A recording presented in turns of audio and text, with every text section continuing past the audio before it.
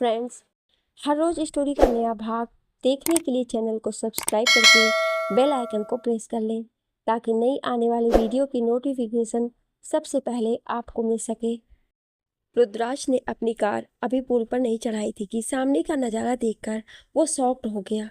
उसने फौरन अपनी कार के ब्रेक पर पैर रखा, जिस वजह से कार के ब्रेक जोर से चरचराए। वो अपनी कार से निकलकर पुल की रेलिंग की तरफ भागा और सामने वाले इंसान को दोनों हाथों से पकड़कर पीछे खींचा। ये क्या कर रही हैं आप? किसी भी प्रॉब्लम में घबराकर ये काम करना कोई अच्छी बात तो नहीं। उसने अपने गुस्से से लाल पड़ते चेहरे से उसे अपनी तरफ घुमाया, लेकिन तभी वो बेहोश होकर उसकी मजबूत बाजुओं में झूल गई। रुद्राज के होश उड़ गए। उसने हैरान होकर उस लड़की को देखा, फिर इधर उधर देखा, कहीं कोई नजर ना आया।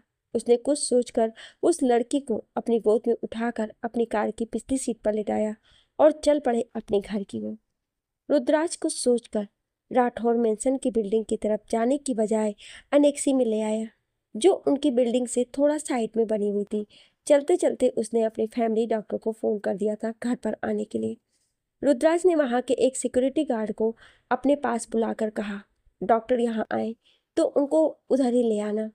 जी साहब, गार्ड ने सर झुकाकर कहा। रुद्राज जाते जाते फिर बोला, आंटी कहाँ हैं?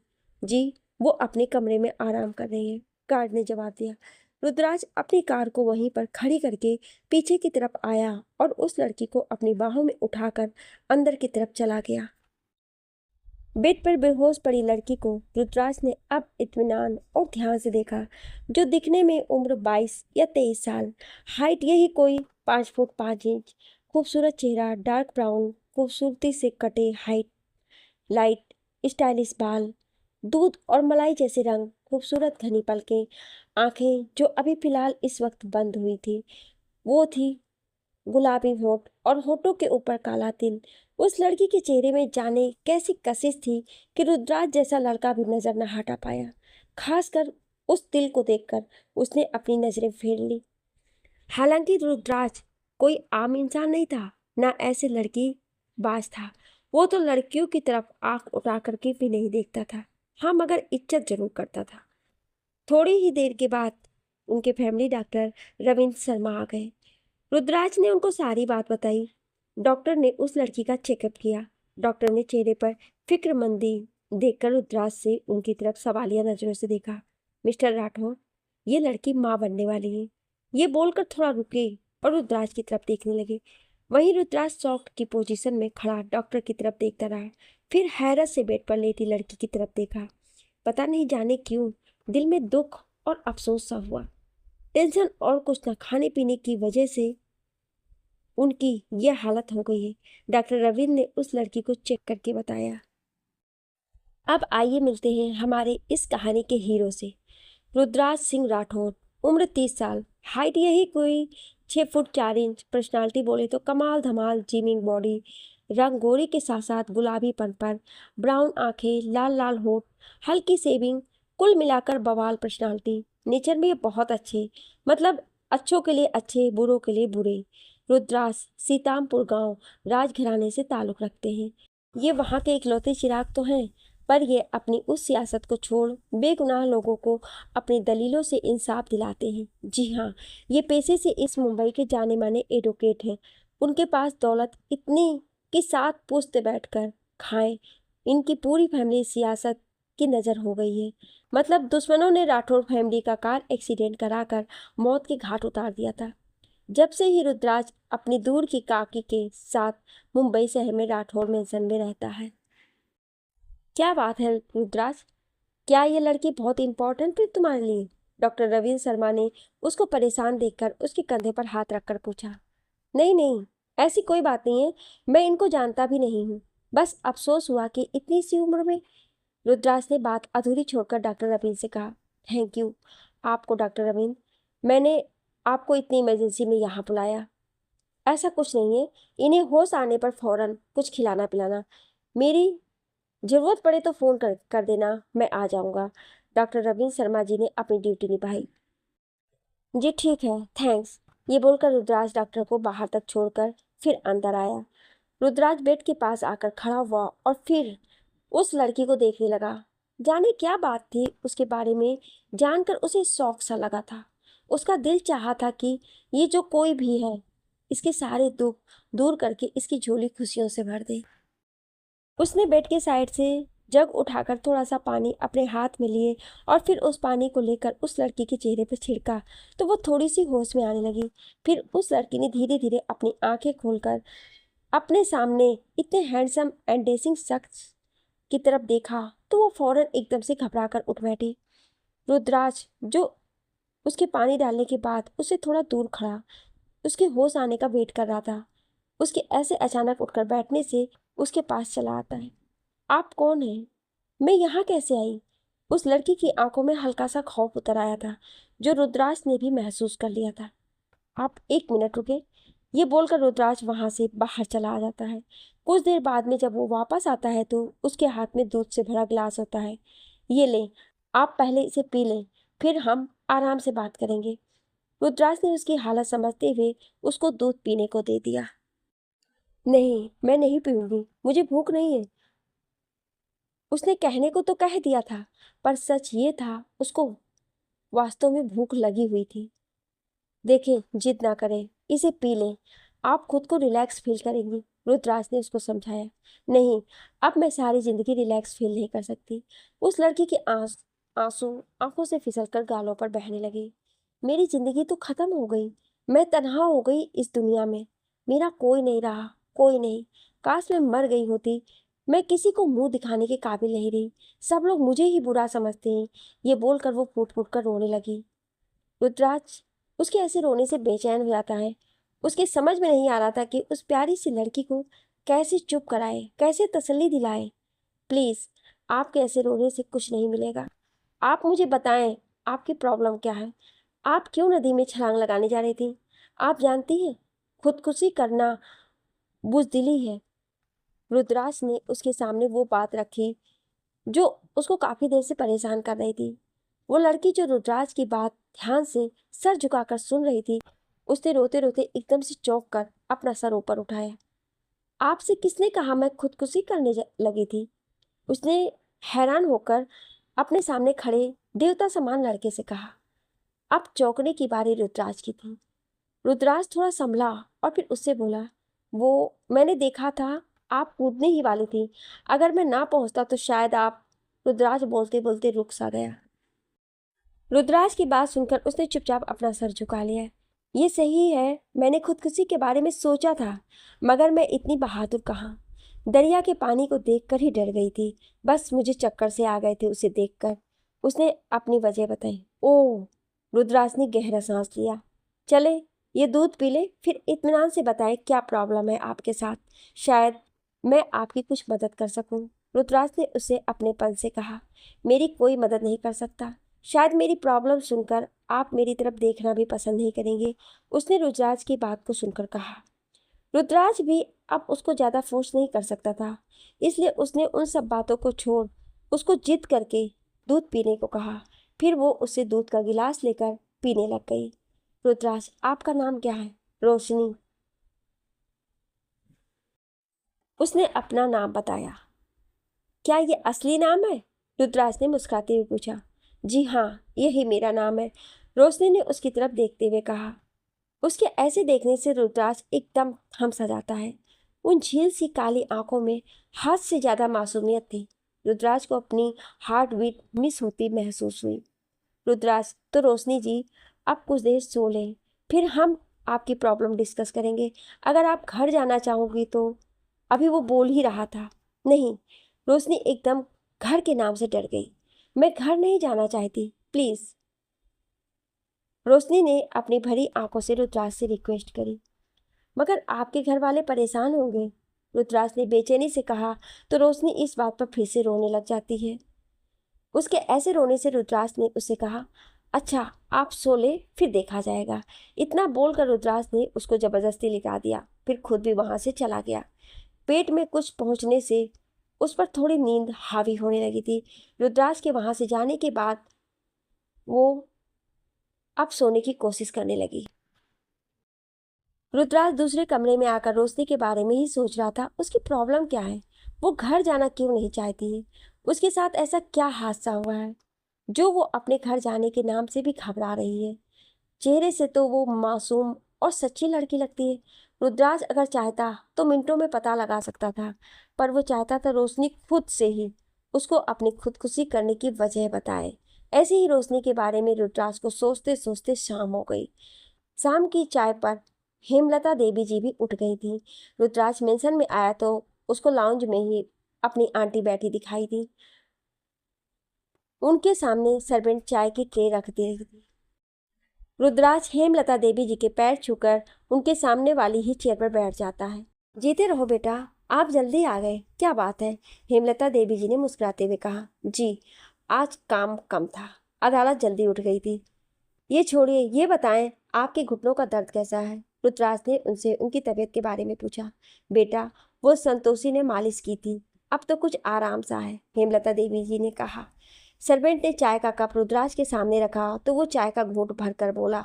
आंटी, वो अनेक्सी मेरी एक गेस्ट ठहरी है, मैं उनसे आपको मिलवाऊंगा, मगर आप उनसे कोई सवाल ना कीजिएगा, मैं आपको उसके बारे में बाद में बता दूंगा। रुद्राज ने फिलहाल के लिए उनकी असल बात से दूर रखा था। ठीक है बेटा, जैसी तुम्हारी मर्जी, हेमलता देवी जी ने उसको इत्मीनान दिलाते हुए कहा। कुछ देर बाद रुद्राज अपने साथ रोशनी को राठौर मैंसन ले आया, जहाँ पर हेमलता देवी जी बैठी उन्हीं का ही इंतजार कर रही थी। वहीं रोशनी भी वहां आकर सब जगह देख रही थी। महल जैसी कोठी के अंदर जब उसने कदम रखा तो उसको एक अपनायत सी महसूस हुई। जैसे जैसे वो अंदर कदम बढ़ा रही थी वैसे वैसे ही हर तरफ देखती जा रही थी। तभी रुद्राज ने उसको एक कमरे की तरफ इशारा करते हुए अंदर चलने को बोला। रोशनी ने उस कमरे में पहुंचकर अपने सामने बेड पर बैठी एक लेडी को देखा, जो देखने से उनके चेहरे पर एक तेज दिखाई देता था। उम्र उनकी यही कोई 56 या 57 के आसपास की लग रही थी। क्रीम कलर की शिफॉन साड़ी पहन, बालों का जूड़ा बनाए, रुद्राज की माला गले में पहने वो बिल्कुल एक परफेक्ट भगवान जी की भक्त लग रही थी। वहीं हेमलता देवी जी ने भी अपने सामने रुद्राज के साथ खड़ी लड़की को देखा तो उनकी आंखों में उसे देखकर एक चमक सी आ उतरी। पिंक कलर के हल्के कढ़ाई वाले सूट में खुले बालों के साथ कुछ झिझकती शर्माती वो लड़की उन्हें बहुत अच्छी लगी। आंटी, इनसे मिलिए, ये है रोशनी, और रोशनी ये है मेरी माँ समान आंटी जी। रुद्राज ने उन दोनों को एक दूसरे से मिलवाया। रोशनी ने फौरन ही उनके पास जाकर पैर छू लिए तो हेमलता जी ने उसको अपने पास ही बिठा लिया। बेटा, हमारे यहाँ बेटियां पैर नहीं छूती हैं, बेटियां तो माँ बाप के लिए माता रानी का दूसरा रूप होती हैं। ये बोलकर वो उसके माथे को चूम लेती हैं। उनकी इतनी ममता भरा स्पर्श पाकर रोशनी की आंखों से आंसू बह जाते हैं। क्या हुआ बेटी, मेरी कोई बात बुरी लगी? रुद्राज और हेमलता जी उसको रोने से परेशान हो जाते हैं। नहीं नहीं आंटी जी, वो बस आपकी मोहब्बत देखकर मुझे किसी की याद आ गई थी, रोशनी ने अपने आंसू साफ करते हुए उनको कहा। तो उन्होंने भी उसको अपने सीने से लगा लिया। कुछ देर बैठकर रुद्राज उसे राठौर मेंशन के एक खूबसूरत से कमरे में ले आया। उसके वहां आने से पहले ही रुद्राज ने इस कमरे को साफ करा दिया था, किसी सर्वेंट से बोलकर। अब रुद्राज ने उसको बेड पर बिठाया और खुद एक चेयर खींचकर उसके सामने आकर बैठ गया और फिर इत्मीनान से बोला, हाँ, अब तुम अपनी प्रॉब्लम बताओ। उसने डायरेक्ट उसकी आंखों में झांकते हुए बोला। उसकी बात सुनकर रोशनी घबरा जाती है। वो उससे डरी डरी से बोली, अगर आपने सब कुछ सुनने के बाद मुझे यहाँ से जाने को कह दिया तो मैं कहाँ जाऊंगी? रोशनी ने खौफ ज़दा होकर उससे कहा। तुम बेफिक्र रहो, मैं ऐसा नहीं कहूँगा, ये मेरा वादा है तुमसे, रुद्राज ने उसको यकीन दिलाते हुए कहा। आप ये तो अभी कह रहे हैं जब आपको कुछ पता नहीं है, वो बच्चों की तरह उसे सादगी से बोली। रुद्राज, मैं कह रहा हूँ, मैं तुम्हें जाने के लिए मजबूर नहीं करूँगा। रोशनी, चाहे मेरा कसूर हो या मैं बुरी साबित हूँ तब भी? रुद्राज, हाँ फिर भी। रुद्राज के कहने पर रोशनी ने उन्हें हैरत से देखा, जैसे उसे यकीन नहीं आ रहा हो। रोशनी, वादा, उसने एक उम्मीद से उसकी तरफ देखते हुए कहा। रुद्राज ने अपना मजबूत हाथ आगे बढ़ाया तो रोशनी भी झिझकते हुए अपना हाथ आगे बढ़ाया। रुद्राज ने उसका नाजुक हाथ अपने मजबूत हाथों में देखकर नरमी से दबाने के साथ साथ अपनी आंखों से भी उसको अपने होने का यकीन दिलाया।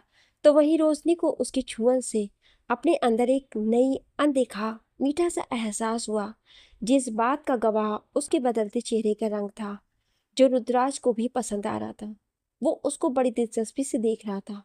फिर जब दोनों की नजरें मिली तो वो दोनों ही एक दूसरे की आंखों में देखने लगे थे। फ्लैशबैक। ये कहानी शुरू होती है हरिद्वार से, जहाँ पर अग्रवाल नाम के एक परिवार रहता था। तो चलिए मिलते हैं हम उन लोगों से। मिस्टर शरद अग्रवाल और जया शरद अग्रवाल को भगवान ने 2 ही बच्चे दिए थे, सानवी और सोनाली। सोनाली 5 फुट 3 इंच की हाइट, दुबली पतली सी, अच्छे नैन नक्श वाली खूबसूरत की मिसाल थी। सानवी 5 फुट 2 इंच की हाइट, अच्छी फीचर, काफ़ी सुडौल बॉडी थी उसकी।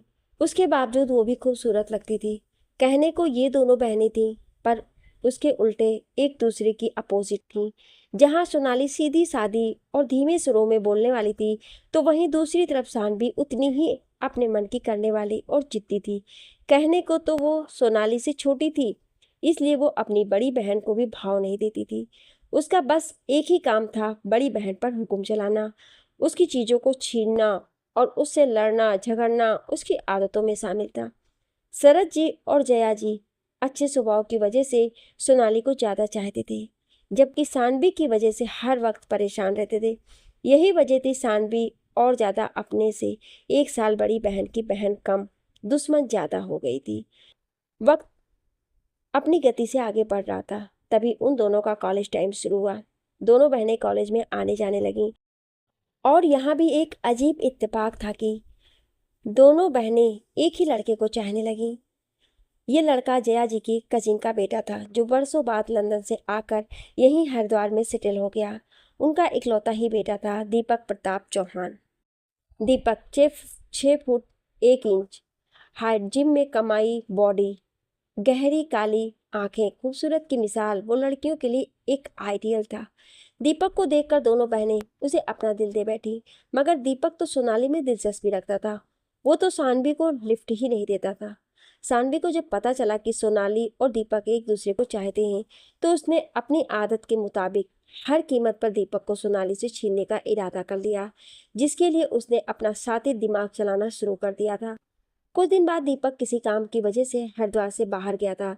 तभी उसके पीछे सोनाली के लिए एक बहुत अच्छा रिश्ता आया। ये सानवी के लिए एक मौका साबित हुआ कि वो सोनाली को दीपक की जिंदगी से दूर कर सके। इसलिए उसने जया जी को मजबूर कर दिया कि वो ये रिश्ता मंजूर कर ले। जया जी कश्मकश में थी, क्योंकि वो चाहती थी कि सोनाली का रिश्ता दीपक से हो जाए। यहाँ भी सानवी ने अपनी माँ को धोखा दिया कि वो दीपक से मोहब्बत करती है और दीपक भी उसे चाहता है। इतना सब जानने के बाद जया जी ने शरद जी को सब कुछ बताकर सोनाली से बगैर पूछे रिश्ता मंजूर कर लिया। उनको लगा था कि सोनाली सीधी सादी है, उनकी बात का लाज रखेगी। हुआ भी ऐसे ही। सोनाली ने अपने खून के आंसू पीकर अपने माँ बाबा का मान नहीं तोड़ा। यही नहीं, रिश्ता हो जाने के बाद आनन फानन में मगनी भी कर दी गई। दीपक वापस आया तो उसका दिल टूट सा गया। सोनाली के रिश्ते के बारे में जानकर उसने अपने घर में खूब बवाल मचाया, अपने माता पिता को भी खूब सुनाया कि वो सब कुछ जानते बूझते चुप कैसे रहे। और फिर एक दिन दीपक को पता चला कि ये सब सानवी ने जानबूझकर किया है, तो उसे बहुत गुस्सा आया। उसका तो खून ही खौल उठा था, पर उसने अपने आप को कंट्रोल में रखा। उसने अपने माता पिता से जया जी और शरद जी से बात करने को कहा। जब वो नहीं माने तो वो खुद ही उनके सामने अपने हाथ जोड़कर रिक्वेस्ट की, मगर उन्होंने भी मजबूरी बताकर रिश्ता तोड़ने से इनकार कर दिया। दीपक वहां से आकर फिर चुप सा हो गया। और सोनाली की शादी के कुछ महीने बाद जब उसने सानवी से शादी की हामी भरी, तो सबके साथ साथ सानवी भी हैरान रह गई। सानवी को यकीन ना था कि हकीकत जानने के बाद दीपक उससे शादी के लिए तैयार हो जाएगा। वो इसे अपनी जीत समझी थी, लेकिन शादी की पहली रात ही उसके सारे ख्वाब दीपक ने चकनाचूर कर दिए। दीपक ने उसकी खूबसूरती भी नहीं देखी थी कि वो दुल्हन बनी कैसी लग रही है। तुम जैसी खुददार, जिद्दी और खुदगर्ज औरत से कौन शादी कर सकता है? तुमने मेरी और सोनाली की मोहब्बत को जिस तरह मारा है, मैं भी तुम्हें इसकी सजा दूंगा। जिस तरह हम दोनों तड़पे हैं, अब वही सजा मैं तुम्हें दूंगा। तुम मेरी मोहब्बत भरे एक शब्द के लिए भी तरसोगी, क्योंकि तुम जिंदगी भर मेरी नफरत की आग में जलती बुझती रहोगी। ये बोलकर वो उसको वहां कमरे में अकेला छोड़कर चला गया। सानवी तो दीपक के हर एक शब्द को सुनकर जैसे सकते में आ रही थी। उसका सारा गुरूर मिट्टी में मिल गया था। दीपक ने अपना कहा पूरा किया। उसने सानवी को अपनी मोहब्बत के लिए पल पल उसको तरसाया था। कुछ टाइम आगे सरका। दीपक अपने परिवार को लेकर मुंबई शिफ्ट कर गया था। जब ही उसको एक खबर मिली, एक हॉस्पिटल में बच्ची की पैदाइश के वक्त सोनाली भी मौत के मुंह में जा सोई। उसके जाने के बाद सोनाली के पति ने भी दूसरी शादी कर ली। वहीं दूसरी बीवी ने उस नन्ही सी जान उस बच्ची को देखने पर तैयार नहीं हुई, तो दीपक ने उस बच्ची को अपने पास रखने की पेशकश की, जिसको उन लोगों ने खुशी खुशी सौंप दी। दीपक ने आते ही वो बच्ची सानवी की गोद में डाल दी और उससे बोला, तुम्हारे पाप के धोने का इंतजाम भगवान जी ने इस बच्ची की सूरत में कर दिया है। अब इसे अपनी सगी बेटी समझकर पालो। इसकी आंख में कभी आंसू नजर ना आए। अगर तुमने इसे अपनी बेटी की तरह पाला तो शायद मैं भी तुम्हें माफ कर दूं। ये बोलकर वो वहां से चला गया, ये देखे बिना कि वो पहली वाली सानवी तो कब की मर चुकी थी। अब जो सानवी थी वो बहुत अलग थी। उसने उस बच्ची को अपने सीने से लगाकर खूब प्यार किया था। आखिर उसकी बहन की इकलौती निशानी थी। सानवी ने वाकई अपना हक अदा किया। वो बच्ची सूरत शक्ल में अपनी माँ पर गई थी, मगर कुदरत का करना देखो, आदतों में अपनी मौसी पर चली गई थी। वैसी ही खुदसर, जिद्दी वो 5 साल की थी जब सानवी ने 2 जुड़वा बच्चों को जन्म दिया। सानवी ने सोचा शायद अब वो दीपक का दिल जीत लेगी, मगर दीपक की नज़र में जो हैसियत सोनाली के बच्चे की थी वो सानवी के बेटे जय और यंश के लिए कभी ना हो सकी। दीपक के लिए संध्या ही सब कुछ थी। वो उसे सोनाली समझकर उसकी हर जिद पूरी करता था। सानवी ने जुड़वा बच्चों के 4 साल बाद एक प्यारी सी बच्ची को जन्म दिया, जिसका नाम उसने रोशनी रखा। सानवी की सारी मोहब्बत बेटी में समा गई, मगर दीपक अपनी सगी बेटी रोशनी की तरफ कोई ध्यान नहीं देते थे। उनके लिए अब भी संध्या ही सब कुछ थी। वो रोशनी को कभी अपनी गोद में भी नहीं लेते थे, ना प्यार करते थे। उनकी नज़र में उनकी बस एक ही बेटी थी, वो थी संध्या। दीपक ने सानवी से सख्ती से बोल रखा था कि वो कभी अपने बच्चों को ना बताए कि संध्या उनकी सगी बहन नहीं है। एक दिन सानवी ने दीपक से सवाल कर डाला, क्या रोशनी आपकी बेटी नहीं है? दीपक, है, मगर मैं ये सब तुम्हें दुख पहुंचाने के लिए करता हूँ। तुम्हारी यही सजा है। सानवी, मगर इसमें उस मासूम का क्या कसूर है? दीपक, कसूर तो सोनाली का भी कोई नहीं था, मगर उसे सजा मिली। सानवी, मगर दीपक, ये जुल्म है। कब तक आप अपने माजी में जिंदा रहेंगे? कब तक सोनाली की याद अपने दिल से लगाए रखेंगे? वो आज आखिर बिलख ही उठी थी। उसने आज तक अपने ऊपर जो बीती थी वो बिता ली थी, पर अपने तीनों बेकसूर बच्चों को अपने पिता के बिना प्यार मोहब्बत के देखती तो उसका कलेजा छन्नी हो जाया करता था। दीपक सानवी की बात सुनकर चुप होकर वहां से चले गए थे। सानवी पछताती थी कि उसने अपनी बहन और दीपक के साथ जो खेल खेला था वो अब उसे खून के आंसू रुला रहा था। इधर संध्या का नेचर सानवी पर और रोशनी का नेचर अपनी स्वर्गवासी मौसी पर गया था।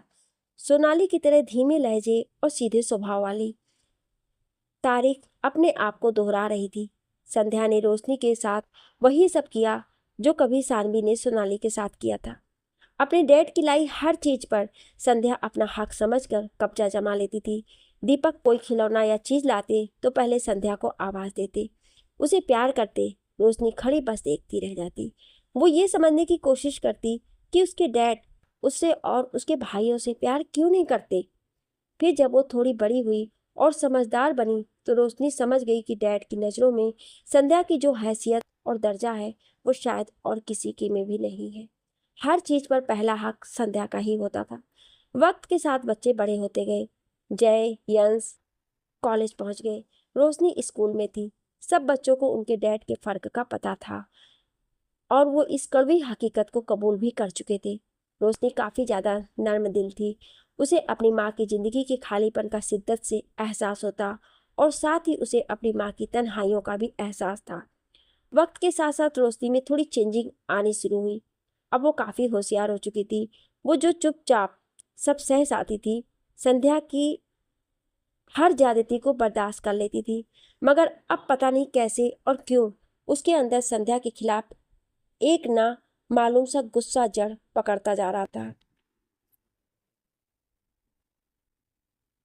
वो संध्या की अकड़ और खुशी देखकर जल जाती थी। उन्हीं दिनों जय और यंश हाई स्टडीज के लिए मुल्क से बाहर पढ़ने चले गए।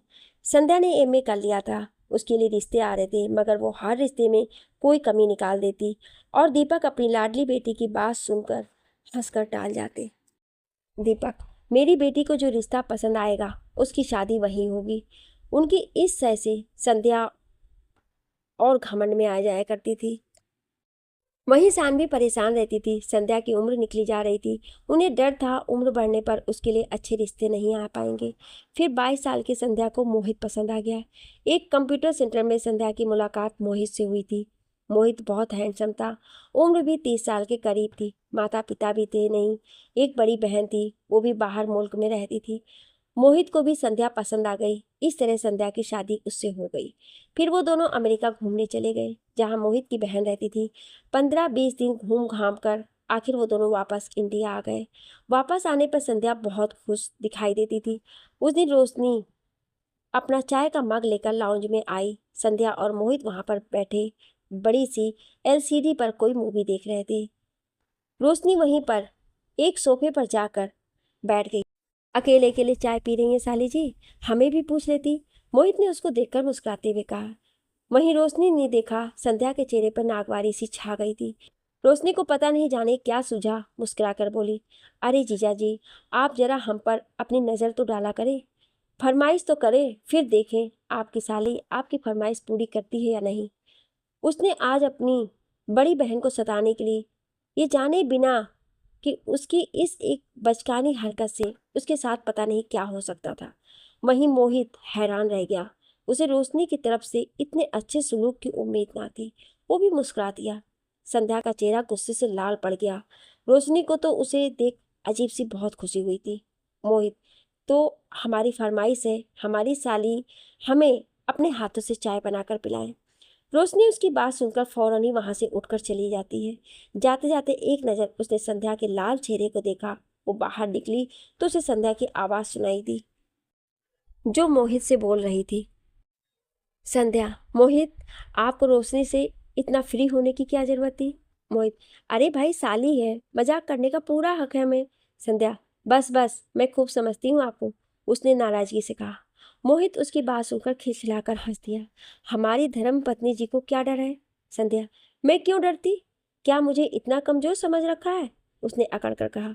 रोशनी चाय बनाकर लाई तो संध्या ने उसके हाथ से कप ले लिया। रोशनी को पता नहीं क्यों संध्या को जलाकर एक अजीब सी खुशी हुई थी।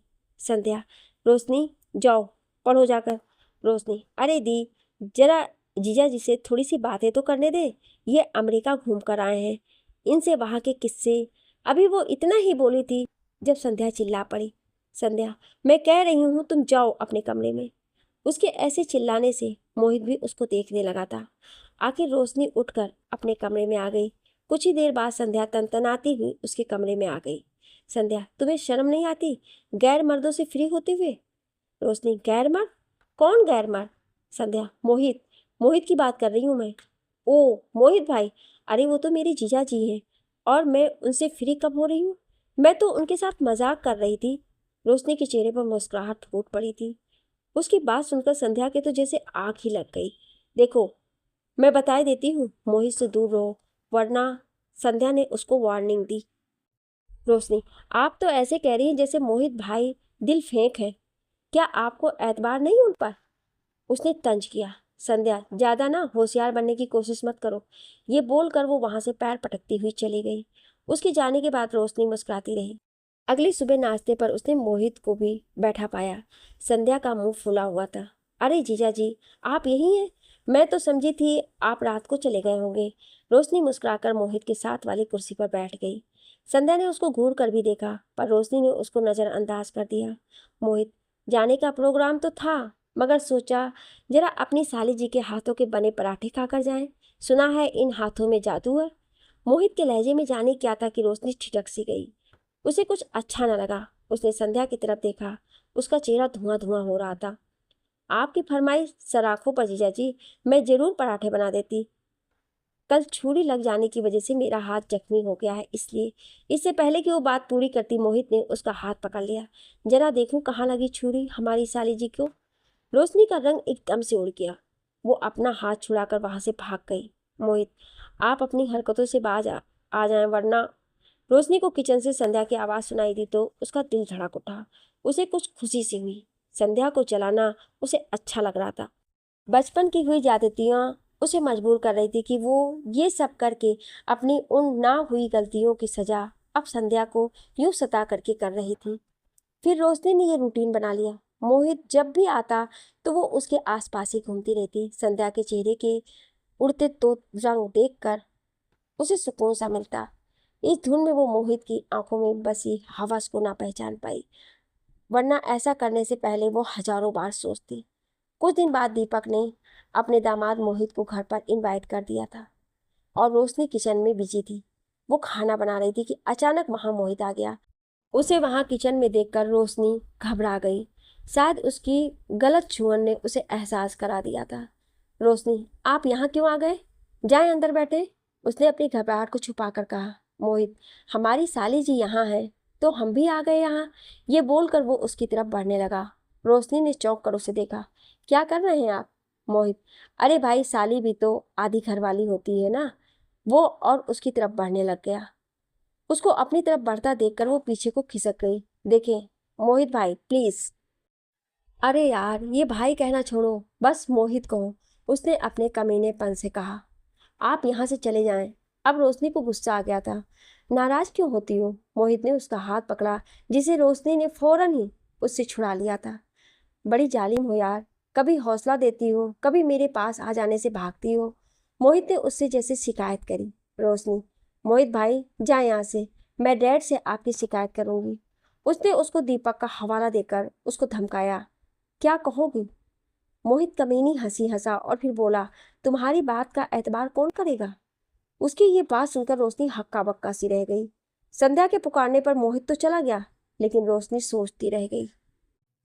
ये क्या कर डाला उसने? अनजाने में किस आग में हाथ डाल दिया?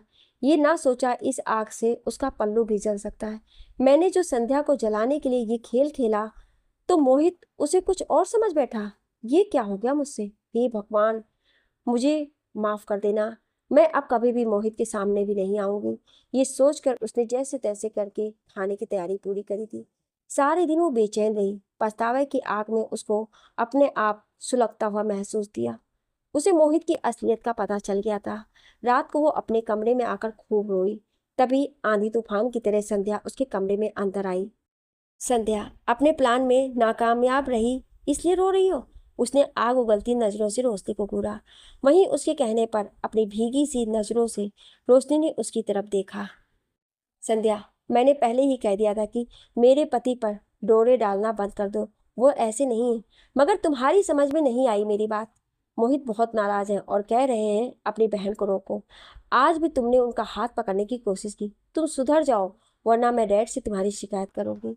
उसने अपनी छोटी बहन का सच जाने बगैर उस पर अपना जहर उगला। मगर संध्या दी, मैं ऐसा कैसे कर सकती हूँ? रोशनी शर्म से जमीन में गड़ी जा रही थी, मगर इतना शर्मनाक इल्जाम को बर्दाश्त भी नहीं कर सकती थी। संध्या दी, मेरी बात का यकीन करें, मैंने तो कुछ नहीं किया, बल्कि उन्होंने खुद ही। बको मत, समझी तुम? मैंने खुद तुम्हें उनके हौसले अफजाई करते देखा है। किसी मर्द को मुस्कुरा मुस्कुरा कर दावत दी जाए तो उसका हौसला तो बढ़ता ही है। संध्या उसको बकबका कर वहां से चली गई थी। रोशनी बेजान सी गुमसुम बैठी रह गई। उसका दिल सूखे पत्ते की तरह कांप रहा था। आंखों से आंसुओं का सैलाब सा जारी हो गया था। सानवी जब उसके कमरे में अंदर आई तो उसे ऐसे देखकर घबरा गई। जब उन्होंने उसको झिझोड़ कर उसके गुमसुम होने की वजह पूछी तो रोशनी एकदम से रोते हुए उनसे लिपट गई। मम्मा, मेरा क्या कसूर है? संध्या दी मुझ पर इतना शर्मनाक इल्जाम लगा गई हैं। मैं तो जीजा जी को अपना भाई समझती हूँ। मुझे ही सब गलत क्यों समझते हैं? डैड भी मुझसे मोहब्बत नहीं करते। वो मुझे संध्या दी जैसा प्यार क्यों नहीं करते हैं? क्यों ऐसा? क्यों है मम्मा?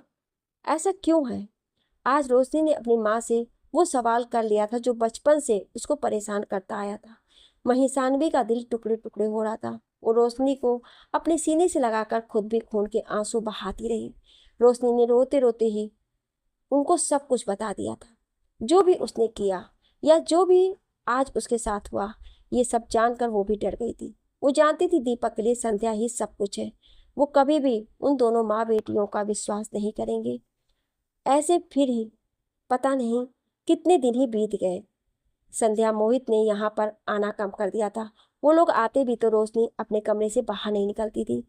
उन दिनों उसकी कॉलेज की छुट्टियां थीं। दीपक और सानवी किसी कजिन की डेथ पर गए थे। रोशनी घर पर ही थी। सानवी ने संध्या से फोन करके कहा था कि वो यहाँ आ जाए ताकि रोशनी रात को अकेली ना रहे, मगर वो इस बात से अनजान थी। आज उस घर में एक कयामत गुजरने वाली थी जो शायद किसी के लिए मरने के बराबर थी। रोशनी ने अपने माता पिता के जाने के बाद घर का गेट लॉक कर दिया था और आकर नाश्ता करने लगी। अभी वो नाश्ते से फ्री ही हुई थी कि घर की डोरबेल बजी। ये टाइम काम करने वाली मासी का था। उसने बिना पूछे दरवाजा खोल दिया, मगर उसने देखा मासी की जगह मोहित खड़ा हुआ था। आप क्या आप ऑफिस नहीं गए? रोशनी ने गेट को अपने दोनों हाथों से मजबूती से पकड़ लिया। कुछ वो अंदर से डर भी गई थी। हाँ, ऑफिस ही जा रहा था, मगर पिछली बार यहाँ आया था तो एक जरूरी फाइल यहाँ भूल गया था, उसे ही लेने आया हूँ। मोहित ने अपने आने की वजह बताई। ठीक है, आप यहीं ठहरिए, मैं जाकर देखती हूँ। रोशनी ने उसको अंदर ना बुलाकर खुद उसकी फाइल ढूंढने को कहा, लेकिन मोहित जोर देकर अंदर आ गया। तुमको नहीं मिलेगी, मैं जाकर खुद देख लेता हूँ। ये बोलकर वो अंदर चला गया। रोशनी वहीं गेट के पास खड़ी रही। उसका दिल बुरी तरह से धड़क रहा था। काफी देर हो गई तो वो लाउंज तक आई। मोहित भाई कहाँ है? फाइल मिली आपको या नहीं? उसने वहीं से खड़ी खड़ी आवाज लगाकर पूछा, पर वहां से कोई आवाज न आई।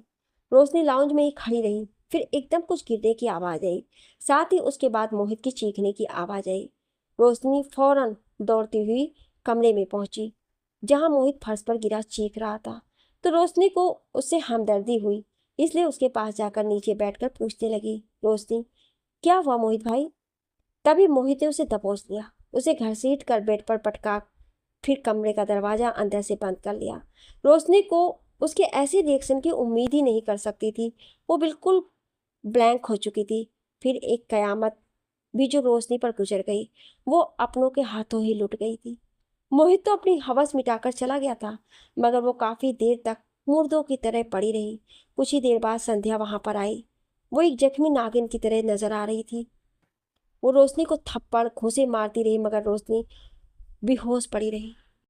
संध्या पता नहीं जाने उसे क्या क्या कहती रही, पर रोशनी तो खुद जिंदगी से खुद को दूर होता महसूस कर रही थी। जब संध्या ने रोशनी पर अपनी खूब सारी भड़ास निकाल ली, तब जाकर वो वहां से चलती बनी। रोशनी ने बड़ी मुश्किल से खुद को खड़ा किया। हालांकि ये किसी भी लड़की के लिए कितना तकलीफ भरा पल होता होगा, पर उसने खुद को संभालना ही था, जो उसने संभाला भी। मगर रोशनी पहली वाली रोशनी नहीं रही। वो एकदम चुप चुप हो गई। वो किससे क्या कहती? दिन गुजरते रहे। एक दिन उसे पता चला उसके पेट में पाप का फल पल रहा है, तो वो अपने आप से घिन करने लगी। उसको अपने आप से नफरत सी होने लगी। वहीं सानवी और दीपक भी हैरान थे कि उसे क्या होता जा रहा है। रोशनी एकदम पीली पड़ गई थी। कुछ दिन बाद अचानक से रोशनी पागलों की तरह जोर जोर से हंसने लगी। सानवी ने उसको संभाला। जब वो नहीं संभलने में आई तो उन्होंने उसको एक थप्पड़ जड़ दिया, जिस वजह से वो कुछ होश में आई। पर होश में भी आकर रोते रोते उसने सानवी को अपने साथ जो भी बीता वो सब उसको कह सुनाए। इतना सब सुनकर सानवी की रूह तक कांप उठी। अपनी बेटी की हालत देखकर वो तड़प उठी थी। फिर किसी का राज राज ना रहा। सानवी ने भी अपने उम्र भर के दुख को उसको बता दिए। रोशनी जो अपनी बर्बादी को सोच रही थी, अब अपनी माँ का दुख सुनकर वो अपना दुख भूल गई। उसे बस अपनी माँ का दुख याद रह गया। सानवी जी के जाने के बाद उसने सोचा, तो फिर मैं कौन हूँ? मेरी क्या हैसियत है? अब उसे अपने डैड से भी मोहब्बत नहीं रही थी। उसे दीपक से भी नफरत हो गई थी। साथ ही संध्या से भी नफरत हो गई थी। मोहित की तो जैसे वो खून की प्यासी हो चुकी थी। एक दिन दीपक ने उसे डॉक्टर के पास चलने को कहा तो वो फट पड़ी उनके ऊपर। इतने सालों का दबा गुब्बार सब बाहर आ गया। कोई जरूरत नहीं है मुझे आपकी मोहब्बत की, समझे आप? मैं आपकी लगती ही कौन हूँ जो आप ये झूठी हमदर्दी हासिल करते फिर रहे हैं? आपने मेरी माँ को आज से 25 साल पहले सजा देने का यही फैसला किया था, तो मेहरबानी करके उसी पर टिकी रहें और जाइए अपनी लाडली बेटी के लाड उठाइए। कोई नहीं लगते हैं आप मेरे, सुना आपने? कोई नहीं। ये बोलकर वो रोते हुए अपने कमरे में भाग गई। वहीं दीपक उसकी बातें सुनकर बेचैन हो उठा। वो जताते नहीं थे, पर वो उन तीनों से भी उतनी ही मोहब्बत करते थे जितनी संध्या से करते थे। दीपक ने घर पर ही डॉक्टर को बुला लिया था। रोशनी बुरी तरह घबरा गई। चेकअप में सारी बात खुलकर सामने आ जाती। वो क्या कहती, कौन उस पर यकीन करता। रोशनी घबराकर चुपचाप घर के बाहर गार्डन में आ गई। जब उसने देखा कोई नहीं है तो गेट खोलकर बाहर निकल गई। उसे कुछ पता नहीं था कि वो कहाँ जा रही है, क्यों जा रही है। वो खुद को खत्म कर देना चाहती थी। आखिर वो चलते चलते नदी किनारे पुल साइड पर आ गई। वो रेलिंग से लगी पानी की लहरों को देखती रही। उसका दिल चाहा वो खुद को इन उठती बैठती लहरों में छुपा ले। वो घर जा नहीं सकती थी। डैड सब जानकर उसके बारे में क्या सोचेंगे, सब उससे नफरत ही करेंगे। ये सब सोचते सोचते उसे चक्कर से आने लगे। वो एकदम लहरा कर गिर पड़ी। फिर उसे खुद को होश ना रहा। Present time. रोशनी के आंसू बराबर जारी थे। उसने अपनी कहानी सुनाकर रुद्राज की तरफ देखा जो किसी गहरी सोच में डूब गया था। फिर वो रोशनी की तरफ देखकर बोला, रोशनी प्लीज रो मत, तुम बिल्कुल बेकसूर हो, बस तुम गलत फहमी में मारी गई। रुद्राज ने उसके आंसू अपने हाथ से पोंछे और प्यार से उसको समझाया, मगर मैं मोहित भाई की अपने मतलब की हौसला ना बढ़ाती तो ये सब ना हुआ होता मेरे साथ। मैंने संध्या से बदला लेने के लिए खुद को जलती हुई आग में झोंक दिया। ये बोलकर उसने अपनी गलती मानी थी। नहीं रोशनी, उस शैतान ने तुम्हारे एतमाद का नाजायज फायदा उठाया है। बस अब तुम रोना बंद करो। रुद्राज ने उसकी बात काट कर उससे प्यार से कहा, क्या आप मुझे यहाँ रहने देंगे? वो डरते डरते बोली थी, तुम्हें क्या लगता है? रुद्राज ये बोलकर मुस्कुराया। तो वहीं रोशनी उसकी बात सुनकर कंफ्यूज हो गई और रुद्राज से बोली, मुझे क्या पता आपके दिल में क्या है।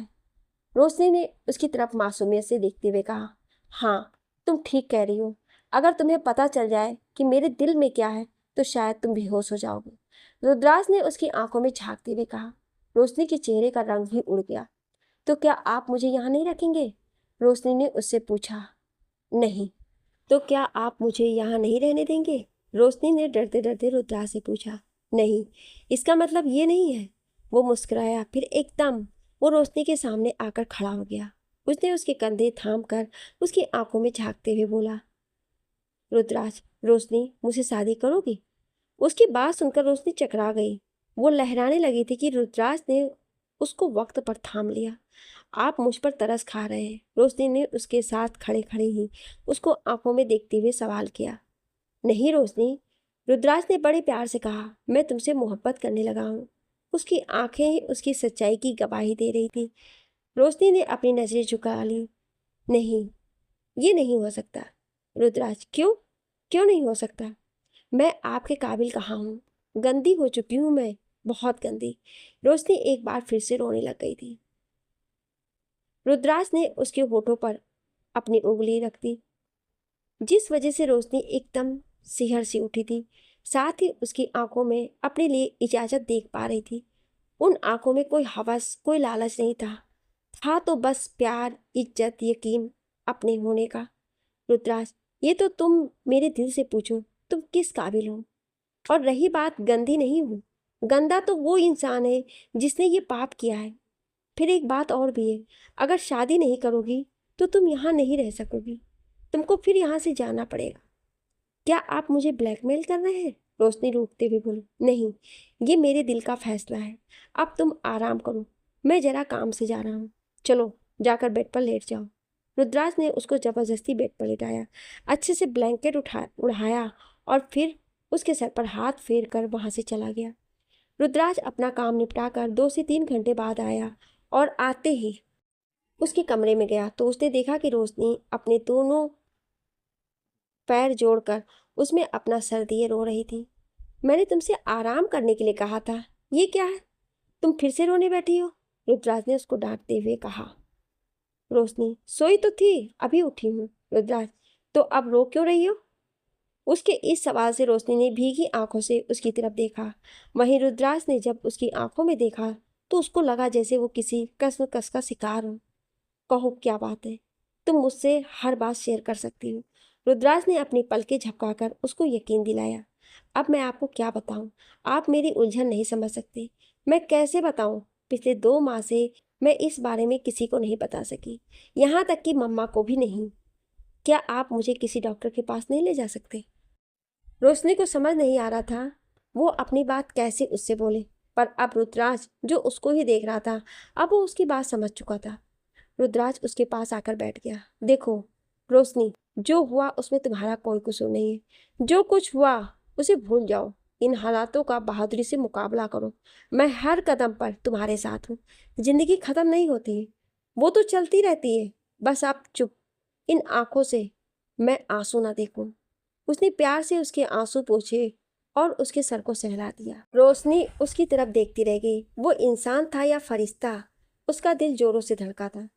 क्या आप सचमुच मुझसे मोहब्बत करते हैं? वो धीरे से उस देवता समान शख्स से बोली। क्या आप आगे की कहानी सुनना चाहते हैं तो कमेंट में यस जरूर लिखिएगा। Thank you.